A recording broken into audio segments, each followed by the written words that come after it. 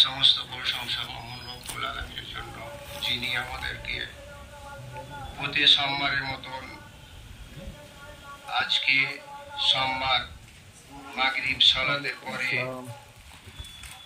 আমাদের এই ইজতেমায় উপস্থিত করেছেন।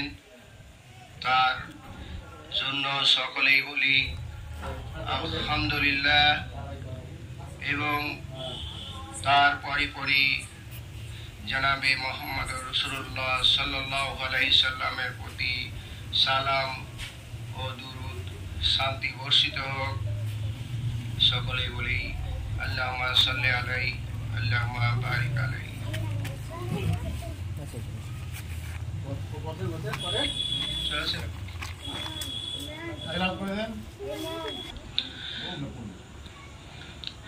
আসসালামু আলাইকুম ওয়া রাহমাতুল্লাহ।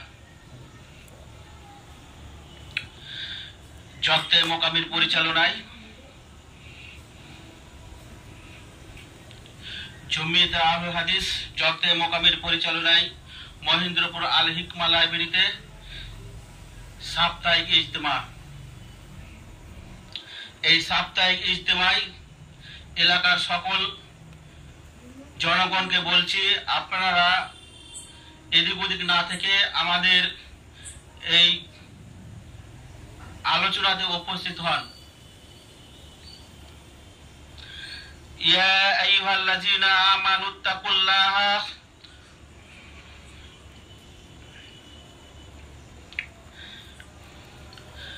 ইন্নাল হামদালিল্লাহি নাহমাদুহু ওয়া নাস্তাঈনুহু ওয়া নাস্তাগফিরুহু ওয়া নাউযু বিল্লাহি মিন শুরুরি আনফুসিনা সাইয়্যাতি আমালিনা মান ইয়াহদিহিল্লাহু ফালা মুদিল্লা লাহু ওয়া মান ইউদ্লিল ফালা হাদিয়া লাহু। আশহাদু আল্লা ইলাহা ইল্লাল্লাহু ওয়াহদাহু লা শারীকা লাহু ওয়া আশহাদু আন্না মুহাম্মাদান আবদুহু ওয়া রাসূলুহু।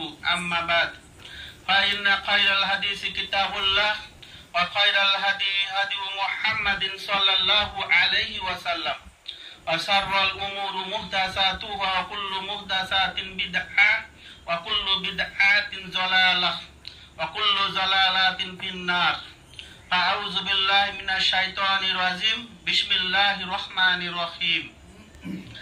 ইয়া আইয়ুহান নাসু তাকু রাব্বাকুমুল্লাযী খালাকাকুম মিন নাফসিন ওয়াহিদাহ ওয়া খালাকা মিনহা যাওজাহা ওয়া বাসসা মিনহুমা রিজালান কাসীরা ওয়া নিসাআ ওয়াত্তাকুল্লাহাল্লাযী তাসাআলুনা বিহি ওয়াল আরহাম ইন্নাল্লাহা কানা আলাইকুম রাকীবা। ইয়া আইয়ুহাল্লাযীনা আমানুত্তাকুল্লাহা হাক্কা তুকাতিহি ওয়া লা তামুতুন্না ইল্লা ওয়া আনতুম মুসলিমুন। ইয়া আইয়ুহাল্লাযীনা আমানুত্তাকুল্লাহা কুলু কাওলান সাদীদা ইউসলিহ লাকুম আমালাকুম ওয়া ইয়াগফির লাকুম যুনুবাকুম ওয়া মান ইউতিল্লাহা ওয়া রাসূলাহু ফাকাদ ফাযা ফাওজান আযীম। প্রশংসা মাত্র আল্লাহ সুবহানাহু ওয়া তাআলার জন্য, যিনি আমাদেরকে মাগরিব সালাতের পর এই দিনী আলোচনায় উপস্থিত করেছেন। তাই আল্লাহ সুবহানাহু ওয়া তাআলার শুকরিয়া জ্ঞাপন করি। আমরা সকলে বলি আলহামদুলিল্লাহ।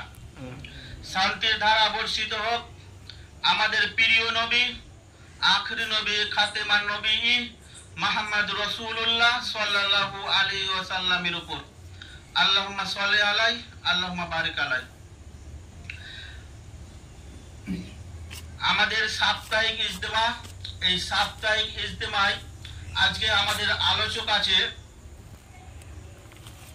ডিহিগ্রাম আল মাহাদুল ইসলাম লিল বানাত এর সহশিক্ষক জনাব মাসুদ আলম হাফিজাউল্লাহ। আপনাদের সামনে উনার মূল্যবান কিছু বক্তব্য বলবে। তার আগে আমি কোরআন তেলাওয়াত করে নিচ্ছি। কোরআন তেলাওয়াত করার পর উনি আপনাদের সামনে ওনার মূল্যবান বক্তব্য বলবে।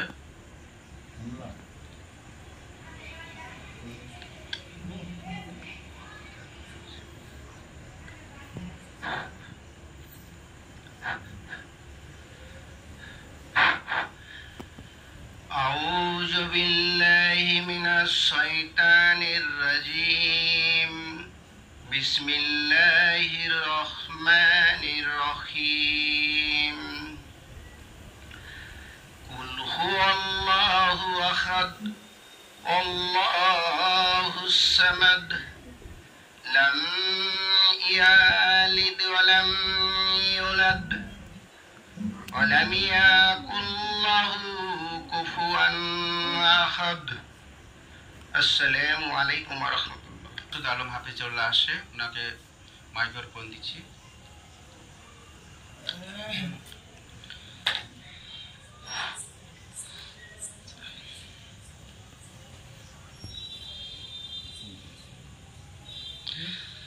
আসসালামু আলাইকুম ওয়া রাহমাতুল্লাহ। আলহামদুলিল্লাহ নাহমাদুহু ওয়া নাস্তাঈনুহু ওয়া নাস্তাগফিরুহ ওয়া নাউযু বিল্লাহি মিন শুরুরি আনফুসিনা ওয়া মিন সাইয়্যাতি আমালিনা।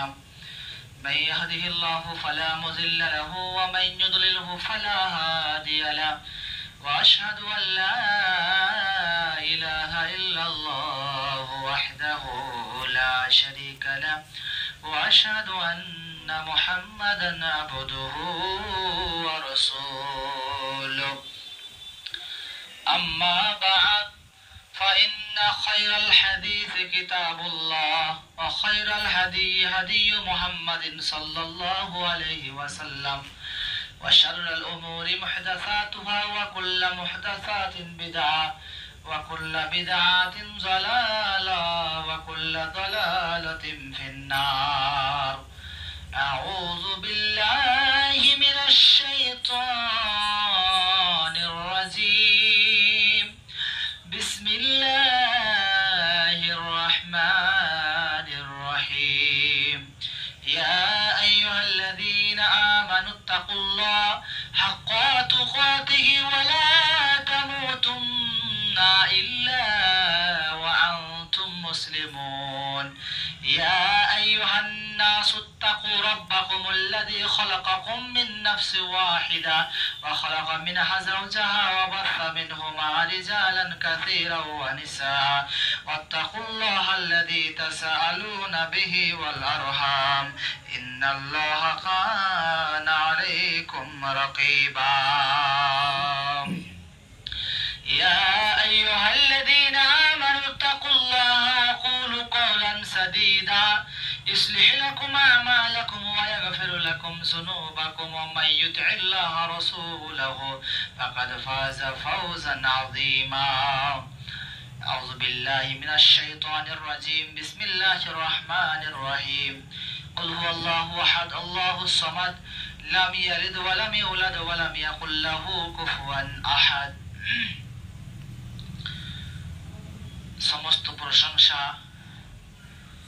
সমস্ত গুণগান একমাত্র সেই মহান আল্লাহ তাবারক ওয়া তাআলার জন্য, যেই মহান আল্লাহ তাবারক ওয়া তাআলা আমাদেরকে আশরাফুল মাখলুকাত তথা সর্বসেরা করে সৃষ্টি করেছেন, যে মহান আল্লাহ তাবারক ওয়া তাআলা আমাদেরকে এখন পর্যন্ত সুস্থ সবল করে দুনিয়া বিচে বাঁচিয়ে রেখেছেন, সেই মহান আল্লাহ তাবারক ওয়া তাআলা শুকরিয়া আদায় করি। যেই মহান আল্লাহ তাবারক ওয়া তাআলা, আপনি দেখতে পাবেন কোন হাসপাতাল গেলে বা কোন জায়গায় গেলে কত মানুষ মৃত্যুর সঙ্গে পাঞ্জা হয়েছে, মানে মৃত্যুর দিকে ঢলে পড়ছে। ওরা কেউ ছটপট ছটপট করছে, আবার কেউ এদিক ওদিক ঘোরাঘুরি করছে, থাকতে পারছেন না। কিন্তু মহান আল্লাহ তাবারক ওয়া তাআলা আমাদেরকে সুন্দর করে সুস্থ রেখেছেন, বাঁচিয়ে রেখেছেন, সেই মহান আল্লাহ তাবারক ওয়া তাআলা শুকরিয়া আদায় করি, বলি আলহামদুলিল্লাহ।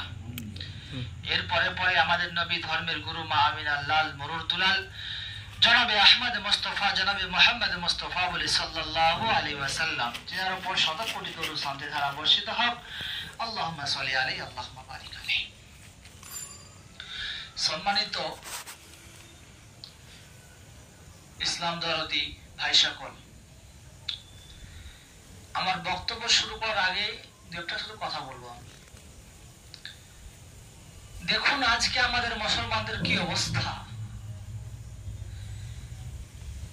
যেখানে হাদিস কোরআনের আলোচনা হবে, যেখানে মানুষকে সত্যের পথের দিকে ডাকবে, যেখানে মানুষকে আল্লাহর দিকে ডাকবে, মানুষ কি করে জাহান্নাম থেকে বাঁচবে, জান্নাত লাভবান করবে, এগুলো ডাকবে, সেই সভাগুলোতে আজকাল মানুষ পাওয়া যায় না। আবার দেখবেন যদি এখানে কোনো একটা নেতা মিছিল মিটিং করে দেখবেন এখানে শয়ে শয়ে মুসলমান বান্দা দেখবেন, মুসলমানেরা দেখবেন সেখানে গিয়ে হাজির হয়ে আছে। মনে হচ্ছে যে জায়গা দেওয়া সেখানে লোক পাওয়া যাবে না। আমি কথা ভুল বললাম? সেখানে জায়গা দেওয়ার লোক পাওয়া যাবে না। কিন্তু এত বড় এলাকার মধ্যে এই কটা লোক, হয়তো মানুষকে আল্লাহ রাব্বুল আলামিন ওরা হেদায়েত পায়, আল্লাহ হেদায়েত দোয়া করি। তো আমাদের কর্তব্য হবে যে আমরা যখন আসবো একটু আমার যে পার্শ্ববর্তী আছে যে পাশে সবাইকে নিয়ে চেষ্টা করবো ইনশাআল্লাহ। আজকে আপনাদের সম্মুখে একটা ছোট্ট বিষয় নিয়ে ইনশাআল্লাহ আলোচনা করব। আমরা চারটি এমন জিনিসকে, যে জিনিসগুলোকে আমরা বিপদ মনে করি, আমরা সেগুলোকে বিপদ মনে করি, কিন্তু সেগুলো আল্লাহ রাব্বুল আলামিনের রহমত। যদি আপনি ভেবে চিন্তে দেখেন, যদি একটা অনুধাবন করেন, গভীরভাবে ভাবেন, তাহলে দেখবেন এই চারটা জিনিস আমাদের জন্য রহমত স্বরূপ, আমাদের জন্য বিপদ স্বরূপ নয়। তো চারটা জিনিস আমরা বলে দিই। প্রথমে কি কি? একটা হচ্ছে বৃষ্টি, মেয়ে সন্তান, এবং আপনার রোগ, এবং হচ্ছে মেহমান। এই চারটা জিনিসকে আমরা বিপদ মনে করে থাকি। যদি আপনি চিন্তা ভাবনা করে দেখেন, এই চারটা জিনিস হচ্ছে আমাদের জন্য রহমত স্বরূপ। কেমন করে রহমত স্বরূপ? দেখবেন এমনই কদিন দিন গেল, আপনার মানে এলাকালীন বা তারাকালীন পরশু কালকে এমন দিন গেল, বুঝতে পারলেন অত্যন্ত গরম, থাকা খুব কষ্টকর হয়ে যাচ্ছিল। কিন্তু মহান আল্লাহ তাআলা যেমন দিল, বিশ্ববাজার শান্ত হয়ে গেল। আপনি এমন সময় দেখবেন যে মানুষ পানি পাওয়ার জন্য হাহাকার করছে, কান্না করছে, বৃষ্টি পাওয়ার জন্য। কি তারা মাঠে ফসল ফলিয়েছে, ফসল মানুষ হবে না, তারা আবার দুরাকাত নামাজ পড়ে, ইস্তিসকার নামাজ পড়ছে, আল্লাহু আকবার, সামান্য পানি পাওয়ার জন্য। আর আমরা কি বলে থাকি? আল্লাহ এত মেঘ দিচ্ছে, আল্লাহ এখন মেঘ এনে দিছে। আমরা বলি কি বলি না বলেন তো? হ্যাঁ, আল্লাহু আকবার। খবরদার, এটা আল্লাহর রহমত। আল্লাহর কাছে আপনাকে দোয়া করতে হবে, হে আল্লাহ রাব্বুল আলামিন, আপনি আমাদেরকে রহমতের বর্ষণ করেন, আমাদেরকে রহমতের বৃষ্টি বর্ষণ করেন, যেন এই বৃষ্টির কোনো ক্ষতি না হয়। আপনি দোয়া করেছেন একবার, অনেকে দোয়া করে আল্লাহর কাছে, কিন্তু আমরা বলে থাকি আল্লাহ খালি মেঘ দিচ্ছে, শেষ করে মুক্ত আপনাদের কাজ কাম কিচ্ছু হচ্ছে না মেঘের জন্য। আল্লাহু আকবার। কখন তো আপনি আল্লাহর কাছে দোয়া করলেন না? আপনাকে সদা সর্বদা বৃষ্টিকে আপনার রহমত স্বরূপ মনে করতে হবে, আপনাকে বৃষ্টিকে রহমত মনে করতে হবে, আপনাকে বিপদ মনে করলে হবে না। 2 নাম্বার, রোগ। রোগকে আমরা মানে কি বলি বলেন তো? রোগকে আমরা বিপদ মনে করি না, আল্লাহ আমাকে বিপদ দিচ্ছে। যদি আপনি একটু চিন্তা ভাবনা করেন, তাহলে আপনি বুঝতে পারবেন যে এই রোগটা আমাদের জন্য রহমত স্বরূপ, বিপদ নয়, বিপদ নয়। আল্লাহ রাব্বুল আলামিন আপনাকে রোগ ব্যবস্থা করছে, আবার তিনি আপনারা সেবা দান করবেন।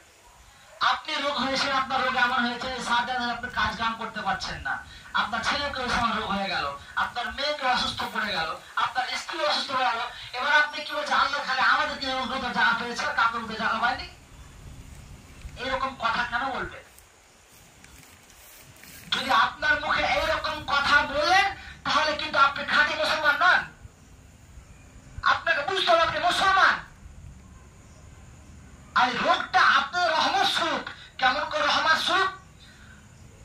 একটা হাদিসের মধ্যে রয়েছে যে আব্দুল্লাহ ইবনে মাসউদ রাদিয়াল্লাহু তাআলা আনহু থেকে বর্ণিত, একদিন আমি আল্লাহ রাসূলের কাছে গেলাম, তিনি তখন ছিলেন একেবারে জ্বরে আক্রান্ত। কি বললাম? জ্বরে আক্রান্ত। ভালো কথা শুনুন ইনশাআল্লাহ।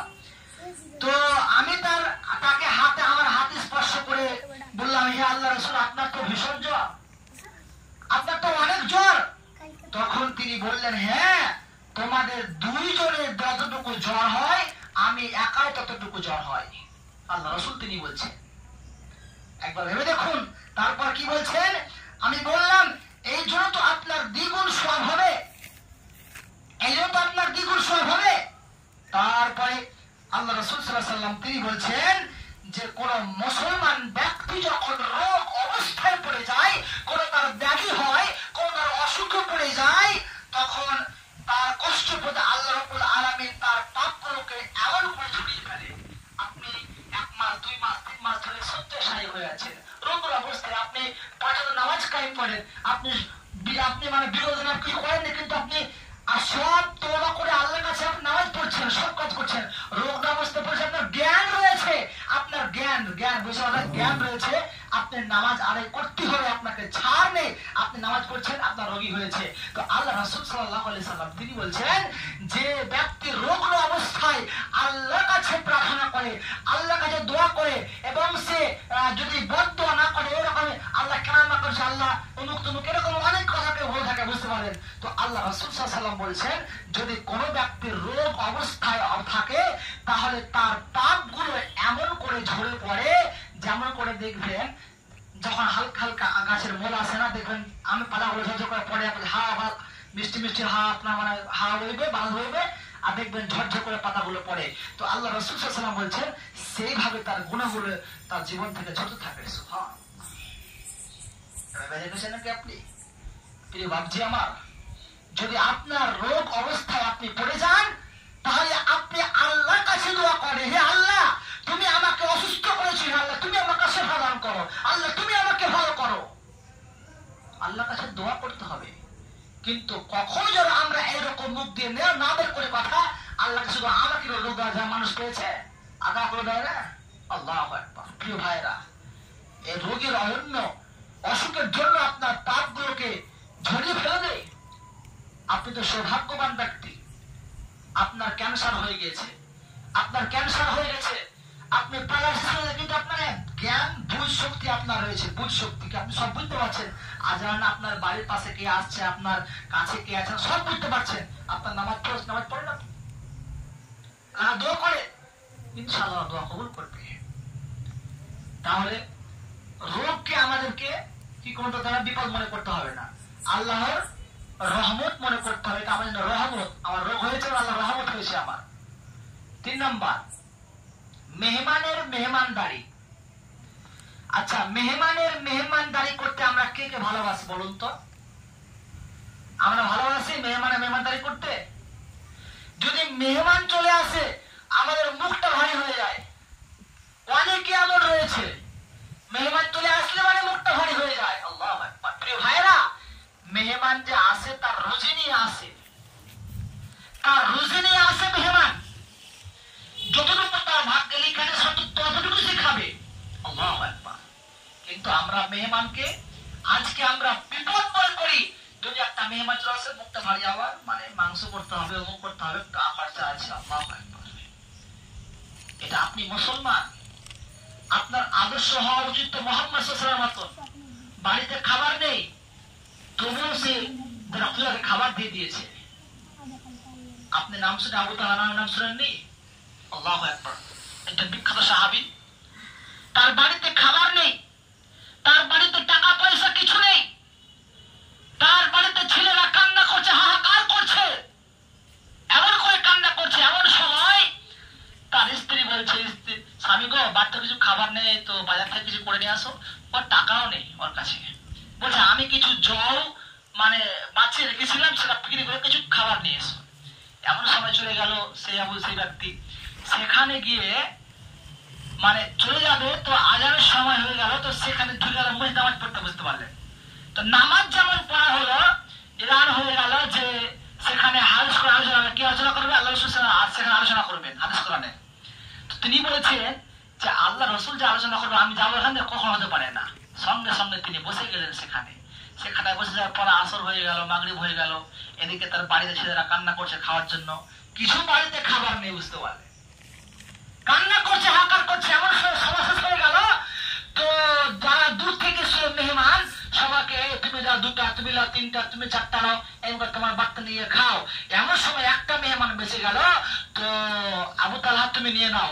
আবু তালহা নিয়ে নিল, সঙ্গে সঙ্গে আবু তালহা নিয়ে চলে গেল বাড়িতে, কিন্তু বাড়িতে কোনো খাবারই নেই। সমুদ্রের জল আছে আপনার বললাম। তো যখন বাড়িতে গেল, বাড়ি থেকে স্ত্রীকে বলছে, ওগো আমার স্ত্রী শোনো, এই হচ্ছে আল্লাহ রাসূলের মেহমান, তো কিছু খাবার হবে কি? বলছে আমাদের তো ছেলেদের জন্য কিছু, আমাদের কিছু খাওয়া নেই, সাবানের সাথে জন্য রুটি জল হয়েছে, রুটি বানাবো, এতটুকুই, আর কিছু খাবার নেই। সঙ্গে সঙ্গে তিনি বলছে আচ্ছা তুমি এই জয়ের মানে কি করো, হ্যাঁ পাকাও, রুটি পাকাও। তারপরে সঙ্গে সঙ্গে বলছে যখন রাত্রি হয়ে যাবে, তখন ছেলে যখন কান্নার জন্য মানে কি করবে, মানে কান্না করবে খাওয়ার জন্য, তুমি খালি হাই মারবে হাড়িতে পাথর নিয়ে, জানে আওয়াজ হয়ে রান্না হচ্ছে রান্না হচ্ছে। ছেলেরা একটু সবুজ করে নিয়ে হয় বুঝতে রান্না হচ্ছে রান্না হচ্ছে। দেখুন ওদের মেহমান দায়িত্ব কত। ছেলে কান্না করছে, ছেলে খাবার দেয় নাই, বাড়িতে খাবার নেই। ওরা কত মেহমানকে ভালোবাসে, আর আমরা কত মেহমানকে ভালোবাসি। আমরা মেহমানরা মুখটা কালো হয়ে যায়, মুখটা আমাদেরকে, বাড়িতে খাবার নেই। খাবার হয়ে গেল, তার স্ত্রী ধ্যান করে আলোটা নিভিয়ে দিল, সে একটু মানে এই নিয়ে খাবার নিয়ে মুখে চেবাই থাকলো, তার মেহমানের পেট ভরে গেল, বুঝতে পারলেন। সকালে উঠে আল্লাহ রাসূল সাল্লাল্লাহু আলাইহি ওয়াসাল্লামের কাছে গিয়ে ফজর পড়তে আল্লাহ রাসূল সাল্লাল্লাহু বলছেন, ও তালহা কি খবর তোমার? মানে ওর ভিতরটা কেটে উঠে বলছে, বুঝতে পারো আমার তো মনে হয় কিছু আমার ভুল ত্রুটি হয়েছে মেহমান দায়িত্ব করাতে। তখন তিনি কি করলেন জানেন?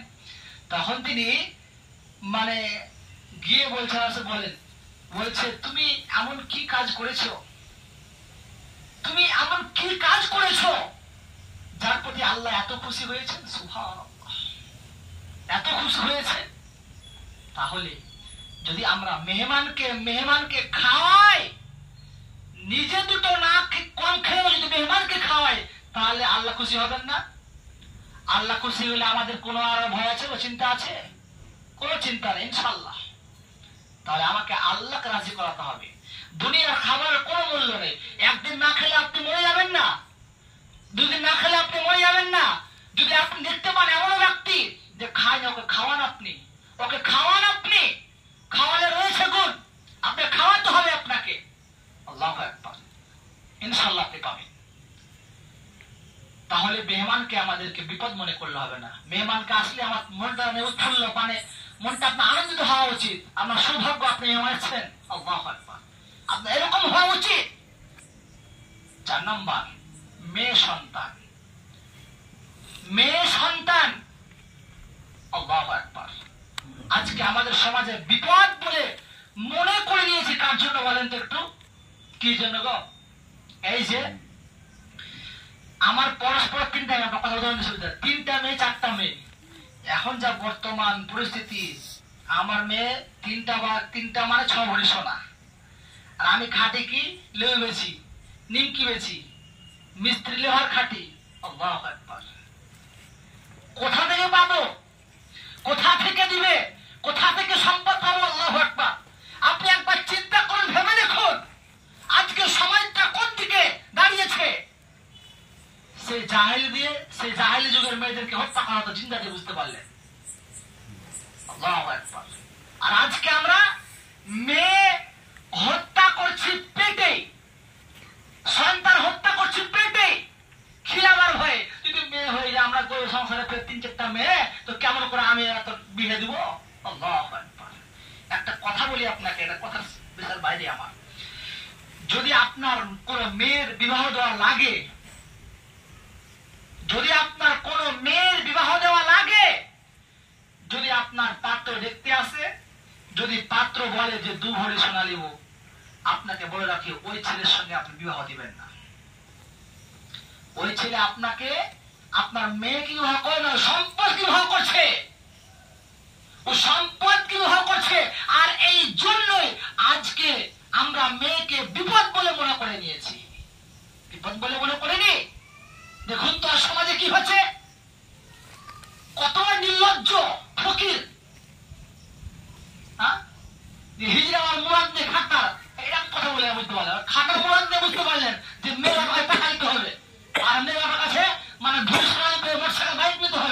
নাউজুবিল্লাহ। সমাজটা কোথায়?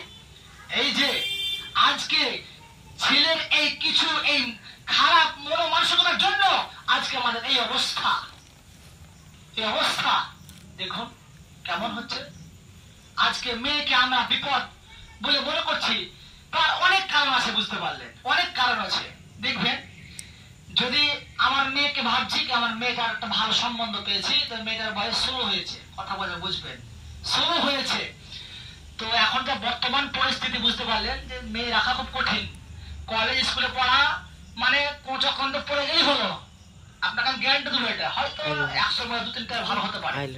কলেজে যাচ্ছে দেখতে পাচ্ছি, বুঝতে পারলেন, স্কুল গিয়ে দেখতে পাচ্ছি, কলেজ যা দেখতে পাচ্ছি, আরবি ক্লাসরুমে, ইতিহাসের ক্লাসরুমে বসে আছে, বুঝতে পারলেন, রুমে ঘর হয়তো কি করে একটা ছেলে মেয়ে নিচে কথা আপনারা বলছে, নিচে আপনাকে আমি তো 16 বছর মেয়েটা হয়েছে, তো বিবাহ দিব, বিবাহ দিলে আপনার ছেলে মেয়ের দেখি সঙ্গে সঙ্গে আপনার অ্যারেস্ট করে নিয়ে যায়, বুঝতে পারলেন। কিন্তু ওদের এইগুলো চোখে পড়ে, কিন্তু পার্কে যে কিভাবে নোংরা পোড়া করে এগুলো চোখে পড়ে না। যে মানে একটা আদর্শ ইসলামের সব পরিপন্থী, মানে ইসলামের ওরা বাইরে কাজ করতে গেলে ইসলাম চাইছে যে ওদের খারাপ কাজ না করার জন্য বিবাহ দিবি, মানে যা বর্তমান সমাজ ব্যবস্থা নিয়ে, কিন্তু তারা বিবাহটা দিবে না। তোরা বয়স হয়, তারা মানে ওখানে গিয়ে প্রেম করবে, পার করবে, কোনো সমস্যা নেই, কিন্তু বিবাহ করতে পারবি না। সমাজের অবস্থা বুঝতে পারলেন। আবার যখন মেয়েটার বয়স 21-22 এসে আপনার মানে তখন যখন আপনার একটা মেয়ে ভালো যেন বিয়ে হয় না, তখন তার পুলিশ আসে না, বুঝতে পারছেন, তখন তো আসে না পুলিশ, কেন মেয়েটা বিয়ে হয় না। আল্লাহু আকবার। দেখুন আজকে আমাদের মেয়েকে রহমত মনে করতে হবে, বিপদ বলে মনে করলে হবে না। মেয়ে হচ্ছে, যদি আপনি মেয়ে সন্তানকে মানুষ করাতে পারেন, যে এমনই আল্লাহ রাসূল সাল্লাল্লাহু আলাইহি ওয়াসাল্লাম বলেছেন যে 3টি মেয়ে মানুষ করবে, 2টি আছে 3জন বলেছে, বুঝতে পারলেন কি, তাকে মানুষ তাকে জন্ম থেকে শুরু করে নিয়ে যখন থেকে পৃথিবীতে আসবে ইসলামের আদর্শ অনুযায়ী তাকে বড় করবে, সেই মেয়ে কখনো বেপরদা করবে না, সেই মেয়ে কখনো আপনার বেনামাজি হবে না, 5 ওয়াক্ত নামাজ কায়েম করবে, অশ্লীল কাজ করবে না, খারাপ কাজ করবে না, এইরকম কাজ করবে না। এমন করে আপনি তৈরি করবেন সেই মেয়েটাকে, আর এমন করে তৈরি করে যদি আপনার সেই মেয়েটাকে একটা আদর্শবান ছেলের সঙ্গে বিবাহ হতে পারেন, তাহলে আপনি সফল হয়ে গেলেন। কিন্তু আমার মেয়ের বয়স 10, 11, 12 বছর, আর আপনার মেয়ে, আপনি গর্ব করছেন, আপনার মেয়ে বাড়িতে বসে রাস্তাঘাটে আর স্কুল যায় তো ভালো করে, মানে অন্যটা ভালো করে নাই না, আর আপনি গর্ব করেন আমার বেটি কলেজে পড়ছে, আমার বেটি MA করা, আমার বেটি BEd করা, আমার বেটি অমুক তুমুক করা, এত পড়তে পারে, আল্লাহু আকবার, ইংরেজিতে ফার্স্ট আমার বেটি। আর দেখেন আপনার বেটি ইংরেজিতে ফার্স্ট, কোন ইংরেজি ক্লাস করে কলেজে গিয়ে দেখেন না আপনি, দেখেন না কলেজে কোন ইংরেজি আর কোন বাংলা ক্লাস করছে ওখানে গিয়ে। আমি আপনাকে মিথ্যা কথা বলছি না, বানানো কথা বলছি, বাস্তব যেটা দেখা সেটা আপনাকে বলছি। তো যদি আপনি এইরকম ভাবে আপনার মেয়েকে মানুষ করেন, তাহলে আপনার মেয়েটা আপনার জন্য হবে না, মানে বিপদ হবে না, বিপদ। আপনি মেয়ের জন্য আপনি জাহান্নামে যাবেন।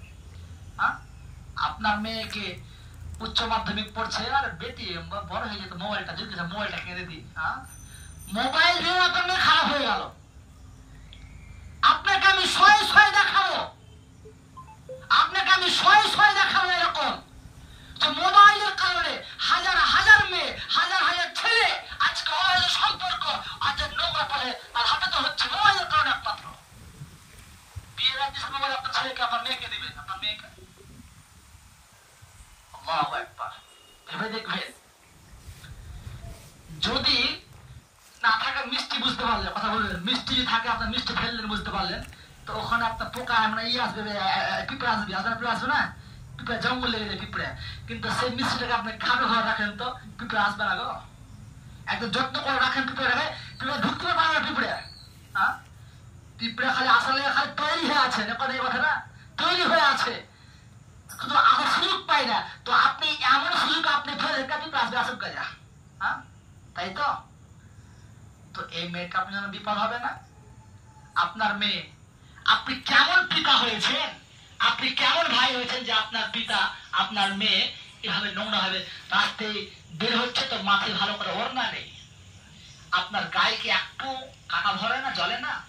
যে আমার মেয়ে আরে কলেজে আমার মেয়ে যখন যাচ্ছে এখান দিয়ে তার কাছে সে কথা বলছে, তো বেরিয়ে বলছে, বেরিয়ে কে রে? বলে কলেজ ফ্রেন্ড, স্কুল ফ্রেন্ড। এটা নাউজুবিল্লাহ। এই হচ্ছে আমাদের সমাজের অবস্থা। যদি এইরকম আজকে আমার মেয়েকে আমি তৈরি করি, তাহলে এই মেয়ে কিন্তু আমার জন্য বিপদ বিপদ নেমে আসবে। এই মেয়ের জন্য আমি জাহান্নামে যাব। আপনি কি চান যে আপনি জাহান্নামে যাবেন? আপনি কি চান যে আমি জাহান্নামে যাব? কে চায়? যদি আপনি চান তাহলে আপনার মেয়েকে সেইভাবে আপনাকে রাখতে হবে। আপনি মানে দেখবেন যে উদাহরণ দিলে আপনার সেভাবে বুঝতে হবে। আপনাকে মিষ্টি, আপনার মেয়ে হচ্ছে একটা মিষ্টি, উদাহরণ দিচ্ছি আপনার একটা কথাটা কি, মিষ্টি আপনি এমন জায়গায় ফেলিয়েন না, এমন করে রাখেন না যেটা পোকা ধরার সম্ভাবনা রয়েছে, এমন করে আপনি রাখেন যে যেন পিঁপড়ে না আসতে পারে। কথা বুঝছেন আমার কথাটা? আপনাকে বুঝতে হবে ইনশাআল্লাহ। যদি আপনি এরকম থাকেন ইনশাআল্লাহ আপনি সফল হয়ে যাবেন, আপনি জান্নাতবাসী ইনশাআল্লাহ। প্রিয় ভাইয়েরা, আপনাকে আমি 4টা কথা বললাম যে আমাদের সমাজে এই 4টা জিনিস আজকে আমি বিপদ মনে করি, কিন্তু প্রিয় ভাইয়েরা আপনার জ্ঞান থাকতে বুঝলেন তো, যে ব্যক্তির রোগ হয় তার গুনাহ ধরতে থাকে, তার গুনাহ ধরতে থাকে। সুবহানাল্লাহ। আপনাকে বুঝতে হবে যে ব্যক্তি মেহমানদারি করে, তো মেহমানদারি করে আল্লাহর প্রতি খুশি হয়ে রাজি হয়ে যায়। আপনি ভাবছেন যে মেহমানদারি করলে আমার রুজি কমে যাবে, তাই তো? না, অতটুকু লেখা আছে মানে আল্লাহ আপনাকে রুজি দিয়েছে ওর জন্যই, ওর খাওয়ার রুজি আপনারা দিয়েছে। কথা কি বুঝছেন আমার? ওর জন্য আপনাকে রুজি দিয়েছে। আমি আজকে এখানে এসেছিলাম, আপনার ভাই আপনার সম্পর্ক হয়ে গেছে, হঠাৎ করে চলে আসলাম যে সত্তর ভাই কিছু ভুক লাগে খেতে দাও আমাকে, তাহলে কি এটা আমার রুজি লেখা আছে এখানে? হ্যাঁ, আপনাকে বুঝতে হবে। আপনাকে মুখটা ভারী করলে আপনাকে আনন্দ খুশি পাওয়া উচিত। তাহলে আমরা রোগকে ইনশাআল্লাহ নিয়ামত মনে করব, রহমত মনে করব, এবং আমরা মেহমানকে একটা আল্লাহর নিয়ামত মনে করব, রহমত মনে করব ইনশাআল্লাহ। এবং আমার মেয়েকে যেন এমন করে আমি মানুষ করব যেন এই মেয়ে আমার জন্য বিপদ না হয়, আমার জন্য জান্নাত যেন এই মেয়ে হয়। আমাকে এইরকম ইনশাআল্লাহ চলাফেরা করতে হবে, আমাকে এইরকম আমার মেয়ের সঙ্গে ব্যবহার করতে হবে, আমার মেয়েকে এইভাবে তৈরি করতে হবে। খবরদার প্রিয় ভাইয়েরা, আপনার কি করে সহ্য হয় আমার মনে গাঁথা না বুঝতে পারবেন, আমার মনে ভাবে না যে আপনার মেয়ে স্কুল কলেজ যাচ্ছে বেপর্দা, মানে এ সামান্য একটা ওড়না মানে এখানটা গোটে ফাঁকা, বুঝতে পারলেন? টাইট টাইট লেগেন্স না কি বলে আপনার, ওগুলো পড়ে একটুকু আপনার দেখে ভয় লাগে না? একটুকু দেখে আপনার মনে হয় না? হ্যাঁ, কি আমার মেয়ে এরকম চলছে, আমি এই জন্য জাহান্নামে যেতে? আপনার মেয়েকে কত লোক টিটকারি মারবে, কত যুবক ছেলে কখন দেখে মানে আনন্দ নিয়ে মজা নিবে। আপনি ভাবিয়েন না যে আপনি 5 ঘন্টা পার হয়ে যাবেন। আপনি ভাবিয়েন না যে হজ করেছে আমার মেয়েকে পাঠিয়ে আমি পার হয়ে যাব। আপনি খালি মনে দেখেন কিভাবে ফেরেশতার গান ঠেলে বসে আছে। প্রিয় ভাইয়েরা, আপনাকে বুঝতে হবে ইনশাআল্লাহ। সুতরাং যে কথাগুলো বললাম একটু ইনশাআল্লাহ আপনারা হালকা সময়ের মধ্যে বলার চেষ্টা করলাম, একটু মানার চেষ্টা করবেন ইনশাআল্লাহ। হে রব্বুল আলামিন, যে কথাগুলো বললাম রব্বুল আলামিন যেন প্রত্যেকটা মুসলমান বান্দা বান্দি যেন আল্লাহ মানতে পারে তার তৌফিক দান করুন, আমিন। আসসালামু আলাইকুম।